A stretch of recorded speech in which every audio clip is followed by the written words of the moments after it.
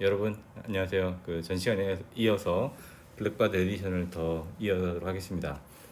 전 시간에 블랙바디 레디에이션을 어떻게 해석했냐면 그 맥스웰 방정식 이후로 빛이 그냥 웨이브라는 것이 밝혀졌고요. 그 사람들은 이제 빛은 굉장히 오랫동안 여러 일이 있었지만 그냥 웨이브다라는 것을 알았습니다. 그래서 이를 통해서 무선 통신도 시작됐고요. 굉장히 많은 이제 혁명들이 일어나게 됩니다. 그래서 이제 더 이상 논할 가치가 없어진 것처럼 이제 세상이 바뀌었는데, 그런 때 갑자기 이 블랙바디라는 것이 발견이 됩니다. 흑체라는 건데, 흑차에서 나오는 빛의 스펙트럼을 보게 되면 이쪽에 보이는 것처럼 이렇게 이런 스펙트럼이 있습니다. 이 스펙트럼은 여기 이쪽은 이제 파장인데, 파장이 긴 때랑 작을 때는 스펙트럼의 라이트 인텐시티가 작고 중간쯤에 이제 제일 큰 게 되겠어요. 우리 눈에는 이만큼의 빛을 보게 됩니다. 연두색 빛으로. 템퍼러처가 높아지면 점점 이게 우리 눈에는 이쪽으로 점점 이렇게 빨간색, 노란색, 연두색, 파란색 이런 쪽으로 보게 됩니다. 되게 이렇게 이게 바로 이제 블랙바디 레디에이션인데, 이 블랙바디 레디에이션은 빛이잖아요. 블랙바디에서 나오는 빛. 그러니까 이거는 빛은 웨이브고, 그러니까 맥스웰 방정식을 가지고 설명할 수 있겠다 생각을 했습니다. 또 하나는 뭐냐면, 여기 블랙바디 레디에이션을 하나 이 표면에서, 열평 상태에서 다른 표면에서 어떤 진동자들이 레디에이션 하는 거기 때문에 이 진동자들이 많을 거 아니에요. 그러니까 많은 매니바디를 다루는 통계역학을 통해서 또 설명할 수 있겠다라고 생각을 했습니다. 그래서 이제 당시에 상당한 전자기하고 통계를 잘 이해한 레일리하고 진스가 이제 전자기학, 일렉트로매그네틱하고 스태티스틱 피직스 통계를 바탕으로 해서 1900년에 이런 블랙바디 레디에이션을 설명하기 위한 이제 설명을 위한 시도를 이제 하게 됩니다. 당연히 되겠지라고 해서 이제 시작을 했고, 다음 해식을 얻게 됩니다. 이게 뭐냐면 라이트 인텐시티에 해당돼요. Y축에 해당된다고. 이 말이 뭐냐면 D 뉴라고 해서, 여기는 주파수입니다. 주파수의 아주 작은 구간에 얘의 빛이 얼마나 센 빛이 나오냐라는 얘기예요. 그러니까 이 빛이 이걸 이제 계산한 겁니다. 이 계산은 다음과 같은 식들로 C가 나오고 비속도 나오고 주파수가 나오고 그다음에 온도가 나오고 8파이는 그냥 숫자죠, 그죠? 그다음에 이 K 값이 나오게 됩니다. 이건 절대 온도 T가 되겠고, 그래서 이거는 통계적으로 끌어내는 거기 때문에 이렇게 이런 식이 나오는데, 이때 도입되는 것이 바로 K, 그 볼트만 콘스탄트가 되겠습니다. 이게 바로 레일리 진스 포뮬라 for 블랙바디 레디에이션이에요. 그 그림을 그려보면은 이런 주파수의 제곱에 비례하는 것처럼 주파수가 y x축이니까 이렇게 올라가는 그래프가 되겠습니다. 요거의 시계 드라이브는 챕터 9에 나옵니다. 챕터 9에. 이렇게. 그 자세한 건 얘기하지 않는데, 어쨌든 그 챕터 9에 자세히 할 거고요. 통계도 알아야 되니까, 통계 아직 안 배웠잖아, 그죠? 전자기 통계 통해서 끌어내고, 여기서 그냥 의미만 좀 따져볼게요. 이런 식으로 되니까 얘가 무슨 일이 발생하냐면, 주파수의 제곱에 비례한 이런 식이 나타나요. 그러니까 우리가 블랙바디 레디에이션이 이렇게 돼 있는데, 주파수가 낮은 녀석이 아주 잘 맞지만 주파수를 키우게 되면 이 값은 나중에 이렇게 발산하게 되거든요. 그러니까 주파수가 켜질 때, 특히 이제 UV 영역에서 이런 일들이 발생합니다. 그래서 이거를 만들어 놓고 뭐라고 얘기했냐면 울트라바이올렛 카타스트로피라는 것입니다. 이게 카타스트로피가 대재앙 이런 말이에요. 너무 웃긴 얘기인데, 하여튼 이 식을 만들어 놨더니 이 UV 영역에서 전혀 맞지 않는 식이다. 그래갖고 UV 대재앙이라는 이런 레일리 진스 포뮬라를 이렇게 해석을 하게 됩니다. 그러니까 이 레일리 진스 포뮬라가 흑체 복사를 이걸 설명하기 위해서 했지만 이제 실패한 거죠. 그러니까 요거에만 맞는 식이 되겠습니다. 그래서 이제 다른 사람이, 빈이라는 사람이 이쪽을 또 커브를 또 설명하는 식을 만들어요. 빈스로우라고 만들거든요. 결국 두 개의 극단적인 경우에는 설명이 됐지만, 여기는 분명하지만 흑체 복사는 설명이 안 되는 그런 결과가 나왔습니다. 자, 여기 빈스로우는 이제 책에서 다루지 않았어요. 근데 렐레이 진스로우만 다루기 때문에 레일리 진스로우에서 조금 더 얘기하겠습니다. 어떻게 유도됐냐? 이거 챕터 9에 할 거니까 아직 안 되고요. 그 다음에 그냥 피직스 잠깐 봅시다. 어떻게 해서 이 식이 유도됐는지에 대한 피직스를 한번 봅시다. 어떤 모델을 세웠냐면 이게 블랙바디가 이게 블랙바디입니다. 블랙바디 서피스에가 는 열적 평형 상태에 있다고 합니다. 템퍼러처 T 열적 평형 상태에 있다고 이제 가정을 합니다.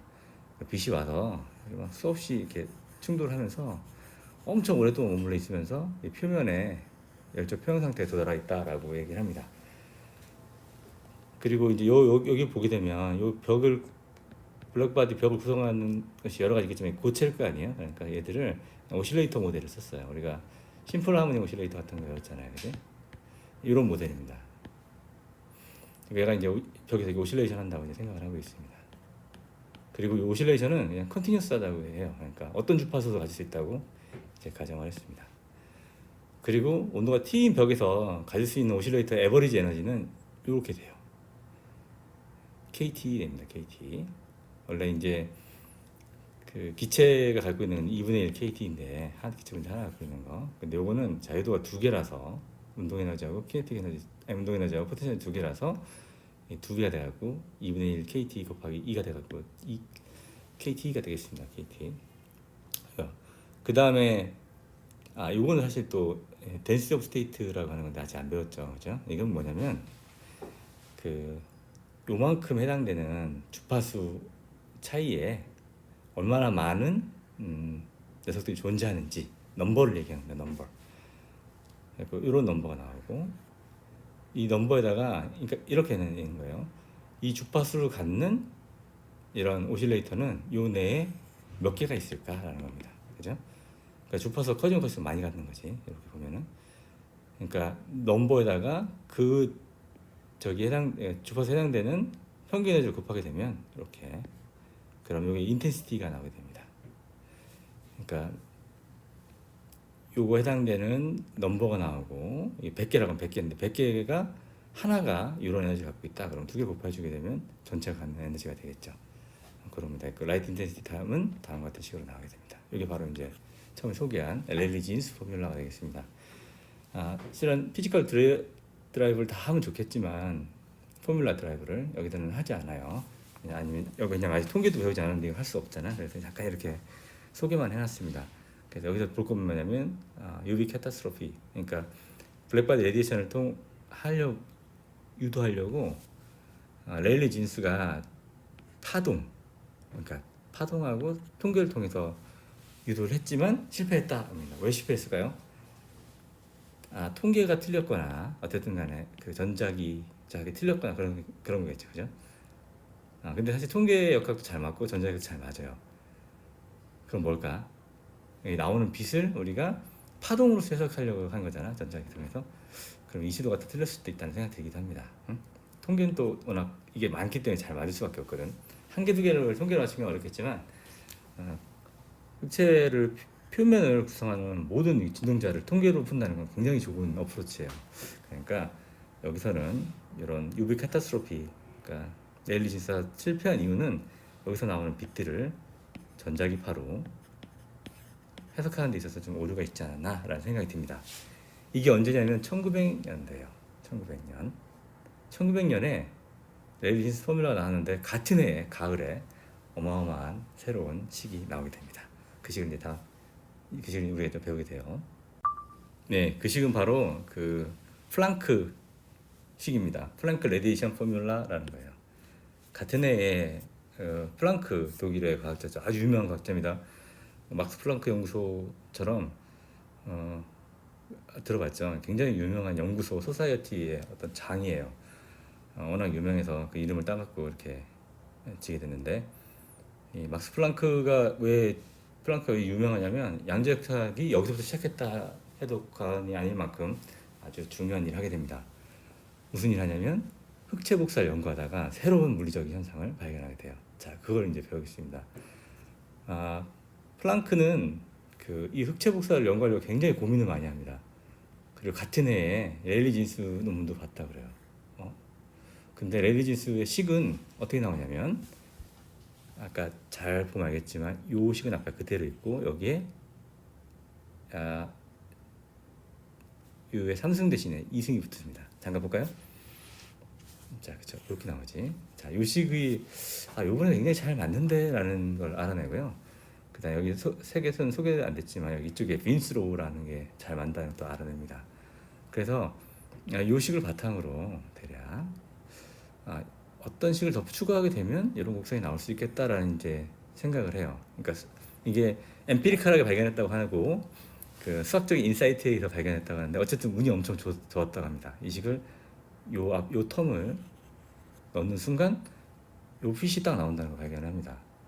그 다음에 익스포넨셜 텀을 막 조정해갖고 굉장히 작은 숫자를 도입해갖고 요 모양을 딱 맞췄다고 그래요. 이게 크면 사실은 굉장히 이렇게 샤프하게 나오거나 이상하거든요. 그래서 요 h라는 식을 세계 최초로 이제 역사에서 처음으로 이제 h라는 값이 등장하게 됩니다. CN-34승 줄세크라는 되게 작은 값이죠. 양자세계선 작은 건 아니지만 우리가 보기엔 너무 작은 값이죠. 우리가 아는 그 있는 작은 값이 뭐 있어요? 차지 넘버 10에 2가 얼마 되니까 C-19승이에요. 엄청 작은 거예요. 이것도. 전자의 질량은 얼마 돼요? C-30승 킬로그램 정도 됩니다. 그러니까 그보다 작으니까 얼마나 작겠어요. 그지? 그래서 이제 최초로 도입해갖고 그 사람 이름을 따서 이제 플랑크 콘스탄트라고 합니다. 요 식을 만들고 나니까 요 식이 정확하게 흑체 복사에 맞는다는 것을 플랑크 자신은 확인합니다. 어떻게 했어요? 기쁘겠죠? 예, 기쁩니다. 엄청 기뻤어요.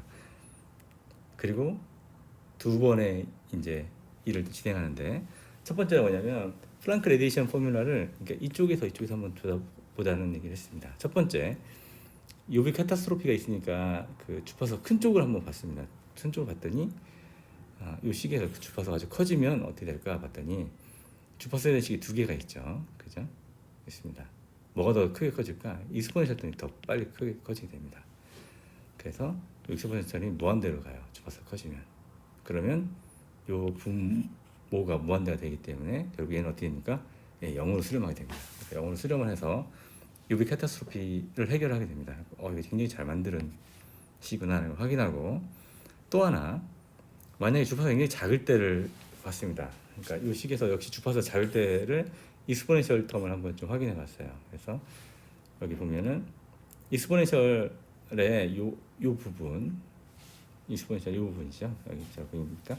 x가 굉장히 x는 원래 이렇게 익스펜션이 가능해요. 테일러 익스펜션인데 그 중에서 x가 굉장히 작을 때면은 특히 0.1이라고 합시다. 그럼 0.01의 제곱이니까 0.01 세제곱이니까 0.001 막 이렇게 될 거 아니에요. 그러니까 더 작게 됩니다. 그래서 x가 굉장히 작을 때는 이 뒤에 텀을 무시해도 돼요. 그래서 이렇게 어프록시메이션이 가능합니다. 익스포넨션은 x 익스포넨셜 x는 1 플러스 x로 어프록시메이션이 가능하니까 요 식을 똑같이 이제 익스펜션 합니다. 언제? 주파수가 작을 때에 대해서 여기 이제 작을 때 익스펜션 하게 되면 다음 식이 되고 여기 캔슬 되면서 다음과 같이 납니다. 자, 요 식을 익스포넨셜 대신에 집어넣게 되면 요 식에서 요 값이 되고 결국 요 식이 나옵니다. 요 식은 뭐냐면 레일레 진스 포뮬라가 되겠습니다. 그러니까 플랑크 포뮬라에서 이런 어프록시메이션을 취하면 이쪽 영역을 취하면 레일레 진스 포뮬라가 됩니다. 이렇게 두 식이 이제 잘 일치하죠. 그래서 레일레 진스 포뮬라도 만족하고 UV 제한도 없는 그런 식을 이제 드디어 이제 플랑크가 이제 발견을 하게 됩니다. 자, 어떻을까요? 행복했을까요? 더 얘기를 하겠습니다. 그리고 고민에 빠져요. 도대체 이게 뭐냐? 사실 이게 발견했다고 이제 끝났으면 위대한 과학자가 안 되겠지만, 이게 도대체 무슨 의미지? 왜 앞에 다시 얘기하면 이 텀을 붙였을 때 왜 이게 잘 맞았을까라는 것 때문에 고민을 하게 돼요. 그래서 굉장히 고민 끝에 결론을 내리게 됩니다. 그 식이 왜 나왔을까라는 생각을 하다가 그 식 거꾸로 끌어내려고 고민을 해요. 그러니까 책에 나오진 않았지만 한번 좀 넣어봤습니다. 자, 이거를 역시 통계 역학을 통해서 이제 어프로치 하는데 중간에 새로운 가설을 집어넣으면서 이 식이 엄청나게 바뀌게 됩니다. 자, 첫 번째가 뭐냐면 이런 겁니다. 이게 혹시 확률 통계 같은 거 배웠어요? 이게 뭐냐면 아직 배우지 않았을 겁니다. 볼츠만 팩터라는 게 있어. 볼츠만 팩터 요겁니다. 익스포넨셜의 이런 텀. 요게 어떤 얘기냐면 열평 상태의 T에 있는 시스템에서 에너지 EN이 발견된 확률과 관계에 있는 겁니다. 이때 이만큼의 넘버가 비례해서 측정이 된다라는 거 생각하면 되겠어요. 이게 볼트만 팩터라고 합니다. 근데 실은 이게 뭐 에너지가 0부터 무한대까지 있을 거 아니야, 그죠? 그러니까 원래 전부 다 합친 것은 이렇게 되어 있고, 스테이트에서 EN이 0부터 무한대까지 발견될 확률을 다 합하는 이용이고, 그 중에서 이 스테이트에 해당되는 것을 웨이팅하게 되니까 여기 이제 프로바빌리티가 돼요. 그래서 이렇게 계산하게 되면 열평 상태에 있을 때 스테이트 EN을 갖는 스테이트, 이 에너지를 갖는 스테이트가 발견될 확률이 다음 것 같습니다. 그래서 이제 그 에너지의 기대값을 구하겠다. 아니 뭐의 기대값을 구하겠다 그러면 여기다 확률에다가 이제 그 우리가 원하는 값을 곱해갖고 이제 적분하면 되겠죠. 이게 바로 이제 expectation value 기대값이 되겠습니다. 에너지의 기대값을 구하면은 확률에다가 기대값을 한 다음에 전부 다 적분해 주면 되겠습니다. 그럼 다음 같은 식이 돼요. 이거는 뭐 통계에서도 배우고 하는 일반 물리 뒷부분을 공부했으면 아마 좀 볼 수도 있고, 내가 고등학교 때 약간 이런 식으로 좀 배우긴 하는데 하여튼 볼트만 팩터를 배우지 않았기 때문에 아마 식은 낯설겠지만 이런 기대값이라는 건 다 이해할 거라고 생각합니다. 일단 한번 받아들이고 뒤에 조금 더 깊게 배울 때 또 배우도록 합시다. 자, 어쨌든 간에 요 에너지 인텐시티를 우리가 보기 위해서 평균 에너지에 대한 식, 아까 보면 평균 에너지는 이렇게 나왔잖아, 그치? 거기에다가 넘버 오브 스테이트를 곱해갖고서 다음에 식이 나왔습니다. 이렇게 평균 에너지. 그래서 이 평균 에너지라는 식을 좀 잘 알기 위해서 플랭크가 이제 시도를 하게 됩니다. 자, 평균 에너지 이렇게 구한다고 했는데 여기에서 갑자기 아무리 계산을 해도 플랑크 곡선이 아니 그 블랙바디 레디에이션 곡선이 나오지가 않는 겁니다. 그래서 여기서 아이디어를 하나 내요. 그러면서 이렇게 해볼까라고 시작을 합니다. 그게 뭐냐면 이겁니다. 에너지 퀀타이제이션이라고 해요. 여기서 EN은 에너지는 EN이라고 했지만 컨티뉴어스 한 거예요. 그렇기 때문에 적분이 가능합니다. 미분 가능, 적분 가능은 다 컨티뉴어스 해야 되지만 가능하잖아요. 근데 이걸 에너지가 만약에 디스크리트하다고 이제 생각을 하게 됩니다. 어떠냐면 이렇게, 그리고 하뉴에 정수배로 비례하는 에너지만 존재한다고 가정을 하자라고 이제 이야기를 해요. 그게 이제 가정입니다. 그렇기 때문에 여기 적분 구분은 적분을 쓸 수 없고 이렇게 나온 적분은 이렇게 서메이션 형태로 쓸 수 있습니다. 이해했습니까? 자, 그다음 요거를 그대로 요 식을 그대로 그냥 서메이션 값으로 바꾼 겁니다. 그리고 이때 에너지가 디스크리트한 이 값이기 때문에 이걸 또 집어넣었어요. 이렇게. 그래서 다음 식이 이제 완성됩니다. 식이 어려운 거 없죠, 그죠? 여기서 좀 재밌어요. 자, 각각의 일단 요건 상수니까 하는 상수니까 하한율을 빼고 플랑크 상수를 하라고 합니다. 참 여러분 잘 얘기 모르죠? 그러니까 H라고 하지 않고 이제 이게 독일어이기 때문에 하라고 부르는 것 같아요.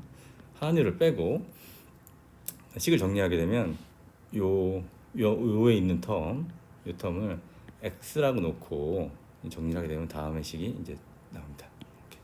어떻게 간단하죠? 그 다음에 n이 0부터 무한대까지, 왜냐면 n이 에너지에 해당되는 건 에너지가 0부터 무한대까지 있으니까 0에서 무한대까지 서메이션 형태로 바꿉니다. 요걸 그냥 정리를 하게 되면 이렇게 돼요. 그죠? 그 다음 여기는 x가 하나씩 더 있으니까 x를 묶어냅니다. 그 다음 식이 됩니다. 이렇게. 어렵지 않습니다. 그죠?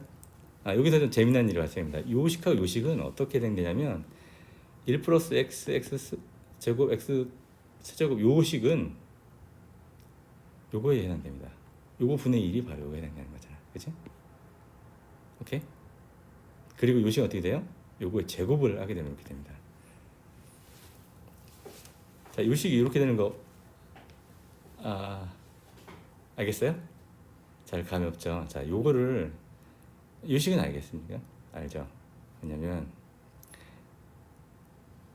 이게 뭡니까? 무한 등비급수잖아. 그러니까 공비가 x인 그 무한 등비급수를 할 때는 이렇게 1 공비분의 이게 초항 이런 형태 나오잖아요. 그죠? 이겁니다. 자, 이걸 한번 미분해 봅시다. 그러면 이런 식이 나옵니다. 스퀘어 형태에 나오고 이걸 한번 미분하면 이 값이 나와요. 이렇게. 그죠? 자, 이렇게 나옵니다. 그러니까 여러분 아마 좀 이상해 보이지만 어려운 게 없을 겁니다. 이게 등비구스에서 나온 거고, 이건 한번 미분한 것이다. 둘 다 양변이 다 그렇습니다. 자, 그래서 요거 해당되는 값이 바로 요거 해당되는 값이고, 요거 해당되는 값이 바로 요거 해당되는 값이에요. 그러니까 이걸 다 역술치해 갖고 양변에 넣어주면 되게 됩니다.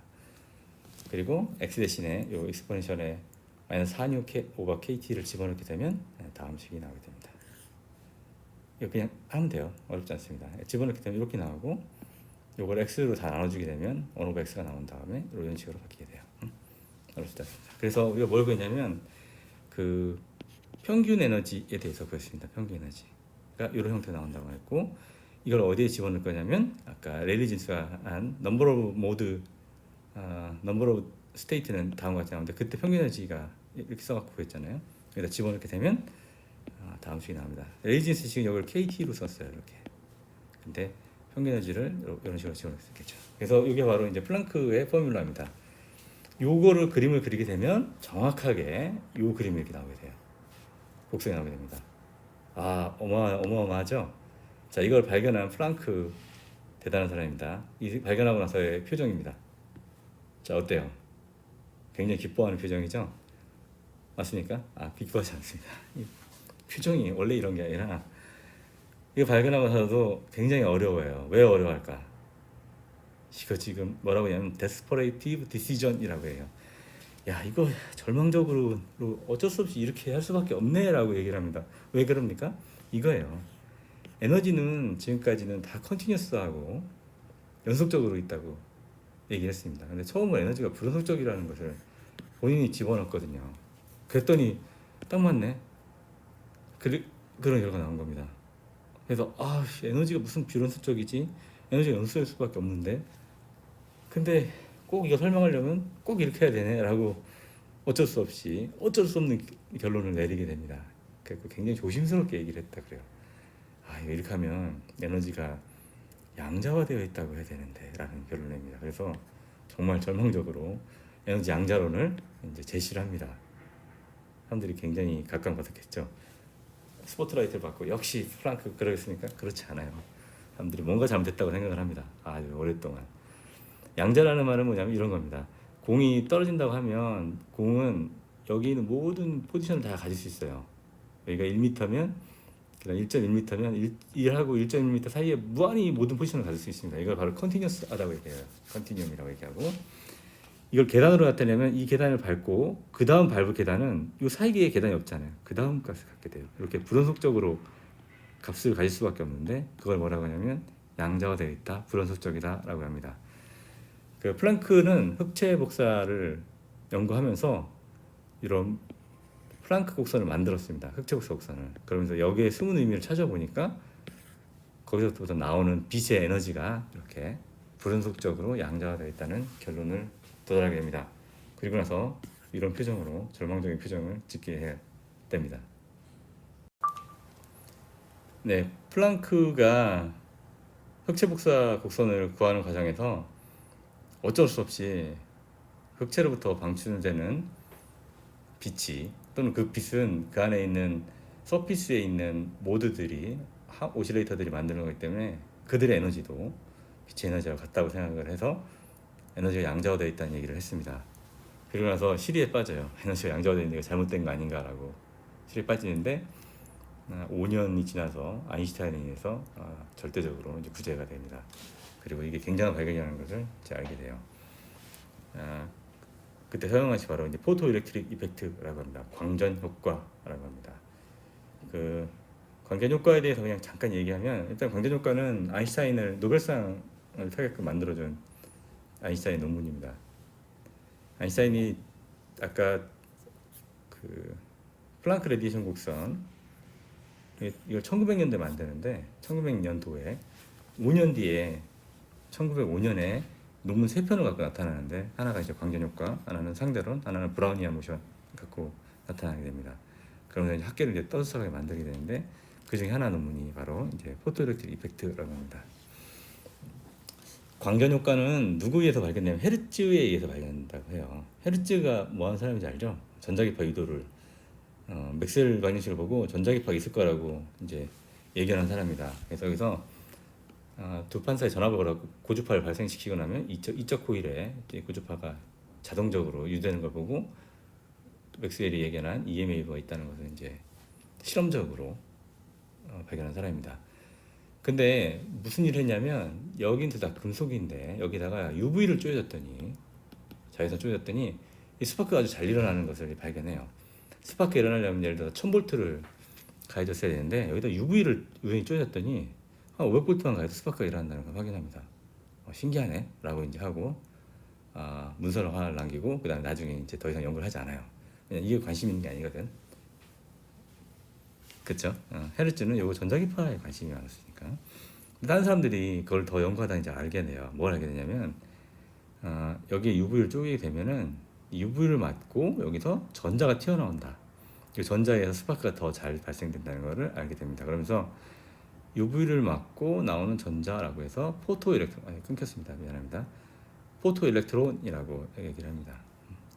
이거에서 스파크가 잘 일어난다. 있고 그 다음에 이런 효과는 좀 더 실험을 통해서 잘 할 수 있는데 이렇게 진공관입니다. 진공관에다가 전극을 놓고 여기다가 UV를 쪼이게 돼요. 그러니까 여기서 아까 얘기한 포토 일렉트론이 나오고 이쪽으로 이동하게 됩니다. 그러면 전류가 이제 측정이 되겠죠. 전류가. 그래서 에미티드 포토 일렉트론에서 전류가 만들어지는 것도 이제 확인했습니다. 어때요? 대단한 발견이죠? 대단한 발견이 아닌 것도 아닙니다. 당연히 그냥 나오는 거야. 그러니까 전자기파적인 입장에서 봤을 때도 빛이 이제 웨이브를 하더라도 이런 일이 발생합니다. 빛이 와서 에너지를 나르고 빛을 맞은 전자들이 튀어나오고 그럴 거 아니에요, 그죠? 그 다음에 전자가 나와갖고 전류가 흐르고. 그래서 이제 별로 당연한 거 아니네, 아니 뭐 이렇게 대단한 거 아니네라고 이제 결론 내립니다. 그런 찰나에 새로운 이슈들이 발견돼요. 빛이 전자기파라고 해서 해석하면 절대 풀 수 없는 그런 이슈가 발견됩니다. 그 이슈를 바로 이제 3 이슈 포토일렉트릭 이펙트라고 합니다. 자 봅시다. 다시 정리하게 되면 빛이 맞아갖고 전자가 튀어나오는 현상, 광전 효과가 있는데 요거를 이 빛이 전자기파라고 가정을 하면 절대 풀 수 없는 세 가지 일들이 나옵니다. 실험 결과가. 처음부터 얘기하겠습니다. 1번부터 어떤 일이 발생하면 빛이 와서 이 서피스에 있는 전자가 에너지가 쌓여서 전자 튀어나오려면 시간이 필요해야 됩니다. 시간. 대충 계산하면 한 달 이상이 빛을 쪼여줘야지만 전자가 튀어나오게 돼요. 하지만 무슨 일이 발생하냐면 노 타임 인터벌, 빛이 딱 쏘여주면 바로 전자가 튀어나옵니다. 바로 튀어나오는 현상이 발견돼요. 그래서 이거는 빛은 웨이브 프론트를 통해서 이렇게 에너지가 전달이 됩니다. 파면을 통해서. 그리고 조그만 전자의 에너지 전달을 하니까 그 크로스 섹션이 굉장히 작죠. 그래서 한참 쌓여야지만 빛이 와요. 무슨 얘기냐면 웨이브가 이렇게 간다고 하는 빛이 우리가 그 파면을 그리게 되면 이렇게 그려지게 됐죠, 그죠? 파면에 전체적인 에너지가 다 있는 겁니다. 이쪽으로 전달된다고 하면. 근데 전자가 어떻게 됩니까? 요만해요. 그러니까 이 파면의 에너지 중에서 일부만 이렇게 에너지를 흡수하게 되겠죠. 그러다 보니까 굉장히 오랫동안 찌어져야지만 빛을 찌어야지만 전자가 튀어나온다라고 얘기를 할 수 있습니다. 근데 그냥 바로 튀어나왔어. 이게 뭔가 좀 문제가 있죠, 그죠? 두 번째는 그 튀어나오는 전자의 키네틱 에너지가 빛의 세기하고 무관하다는 겁니다. 빛을 세게 쏘여주면, 밝은 빛이 쏘여주면 여기에 있는 빛의 세기 에너지가 높기 때문에 보다 높은 에너지를 갖는 높은 에너지입니다는 포토일렉트론이 나와야 된다고 합니다. 그런가요? 여기서 많이 쏘여지면 빛이 세기가 세면 무슨 일이 발생합니까? 얘가 튀어나오는데 더 강한 에너지로 튀어나오겠죠. 그렇습니다. 에너지가 크면 에너지가 보존되니까 나올 때 어떤 필요한 에너지가 있다고 하더라도 그 에너지 똑같다고 하면은 빛의 세기가 세갖고 큰 에너지를 넣어주면 큰 에너지로 나와야 됩니다. 이게 이제 웨이브를 해석하는 거예요. 하지만 빛의 세기가 무관하게 이 전자의 포토 일렉트론의 키네틱 에너지가 결정이 됩니다. 뭐가 그런 관계 있냐? 주파수 관계 있게 또 결정이 돼요. 세 번째입니다. 높은 주파수를 넣어주면 높은 키네틱 에너지가 갖는 포토일렉트론이 나오게 됩니다. 그리고 심지어는 어느 크리티컬 프리퀀시라고 해서 어느 주파수 이하의 빛을 쏘아주게 되면 아무리 많이 쏘아줘도 오래 쏘아줘도 전자가 포토일렉트론이 나오지 않습니다. 하지만 어떤 주파수 크리티컬 프리퀀시라고 해서 그 주파수 이상을 쏘아주게 되면 바로 튀어나오게 됩니다. 참, 그런 현상을 발견했어요. 이거는 지금 됐다. 웨이브 시어리에 의하면은 다 이렇게 잘 돼야 되지만 설명이 안 되는 것들이에요. 그래서 이걸 해석하기 위해서 이제 아인슈타인이 새로운 아이디어를 이제 넣게 됩니다. 아인슈타인이 광전 효과를 보고 이거 설명할 수 있겠다라는 것을 아이디어를 얻습니다. 어디서 얻었냐면은 그 플랑크 에너지 양자와 그 식으로부터 얻게 됩니다. 이게 뭔지 아세요? 아까 얘기한 이겁니다. 에너지는 n의 하의 뉴 어떤 요값의 정수배만 존재한다는 양자와 이론입니다. 이걸 보고 뭐라고 했냐면 영어로 그대로 옮겼습니다. It was as if the ground was pulled from underground. 이게 밑으로부터 땅이 막 당겨지는 이런 얘기라고 합니다. as if 마치 그런 것처럼 그래요. 혹시 그라운드 브레이킹이라는 말 들었어요? 그라운드 땅이 막 지각 변동이 일어나는 다 깨지는 이런 뜻입니다. 그라운드 브레이킹은 굉장히 혁신적인 이런 뜻을 쓸 때 우리가 이노베이티브한 얘기를 할 때 그라운드 브레이킹 아이디어라는 말을 써요. 이 표현을 그대로 했습니다. 처음 경우에 이걸 봤을 때 아인슈타인이 이거 굉장히 괜찮은데? 라고 해서 바로 그 광전 효과에 이걸 어댑트하게 됩니다. 어떤 가사를 썼냐면 우리는 빛이 이렇게 파동이냐 입자냐 가지고 굉장히 오랫동안 싸웠잖아요. 그죠? 그래서 결국 어떻게 했습니까? 파동이야. 전자기파라는 것을 맥스웰 광전식을 통해서 얻어냈습니다. 하지만 파동으로서 풀게 되면 광전효과가 절대 풀리지가 않아. 그래서 어떻게 얘기했냐면 파동의 특징은 이제 웨이브프론트에 전체적으로 에너지가 다 골고루 묻어 있는 건데 그 빛의 에너지가 빛 안에서 에너지는 그 스프레드 아웃 옆으로 퍼져 있다. 웨이브프론트에 퍼져 있지 않고 하지만 어떻게 돼요? 않고 어떻게 돼 있다고요? 아주 조그만 스몰 파켓처럼 이름은 포톤이라고 하는데 조그만 파켓으로 뭉쳐 있다라는 말을 했습니다. 광량자라고 하는데 그래서 빛이 결국은 이 파동이라고 했지만 파동이 이렇게 전체적으로 퍼져 있는 게 아니라 웨이브프론트에 퍼져 있는 게 아니라 어떻게요? 빛이 굉장히 작은 공간에 이렇게 로컬라이즈 돼 있다고 얘기를 합니다. 웨이브가 이렇게 로컬라이즈 돼 있고 요 하나의 에너지는 이게 하뉴 요 값을 썼습니다. 이건 플랑크식을 그대로 갖다 쓴 겁니다.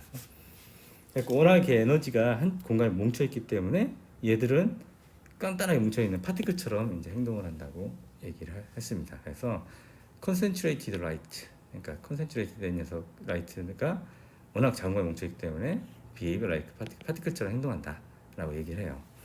재밌죠? 그리고 그 하나의 에너지는 요거에 해당된다라고 했어요. 재밌습니다. 파티클처럼 행동하지만 이 주파수는 웨이브의 특징이잖아요. 주파수의 어떤 값을 또 갖고 있습니다. 재밌습니다.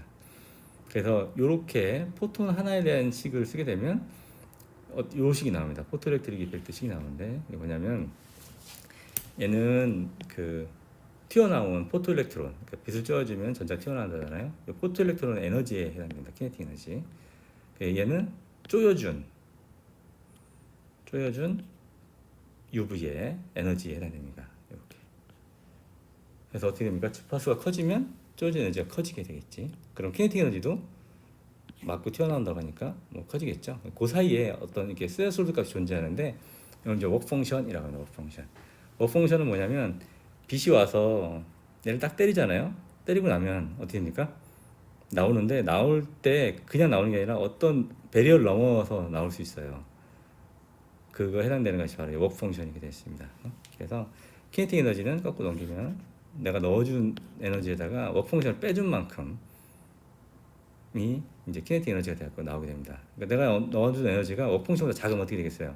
그럼 빛이 나오지 않죠. 그러니까 주파수가 작을 때는 빨간색, 700 나오게 작을 때는 키네틱 에너지가 마이너스 값이 나오니까 탈출할 수 없고 아무것도 안 나오고 어느 주파수 이상 때부터는 이제 어떤 에너지를 갖고 나오고, 주파수를 더 키워주면 어떻게 됩니까? 이렇게 더 큰 에너지로 나온다라는 것이 광전 효과가 되겠습니다.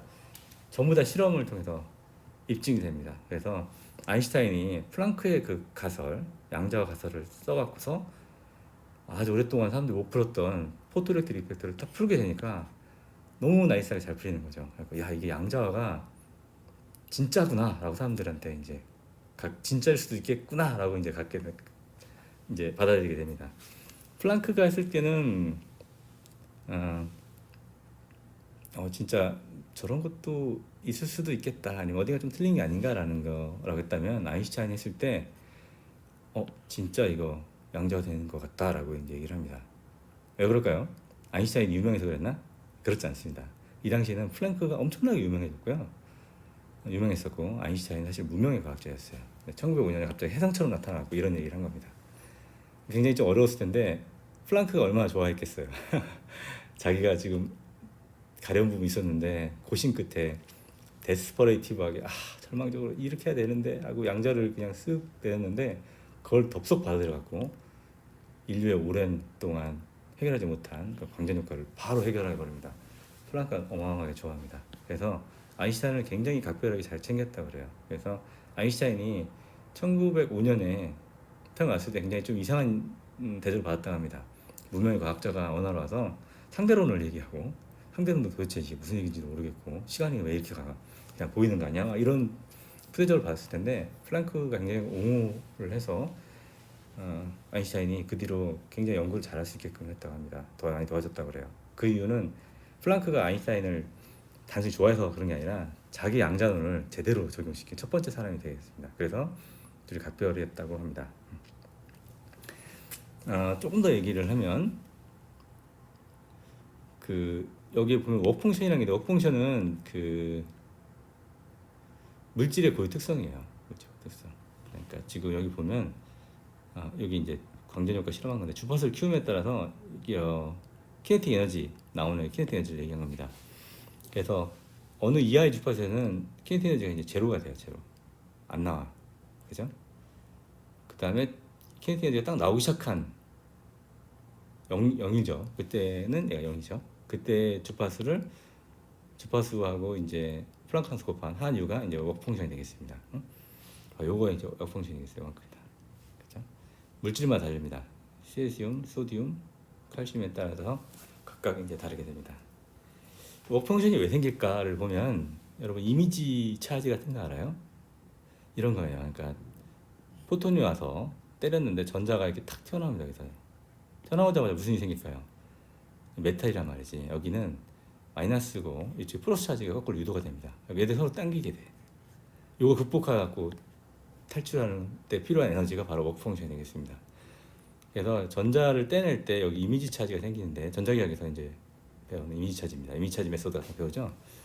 이미지 차지를 극복할 때 필요한 에너지가 워크펑션이기 때문에, 이미지 차지를 잘 만드는 메탈 같은 녀석들은 워크펑션이 더 크고, 다이렉트 같은 경우에는 워크펑션이 작고 이렇게 되겠습니다.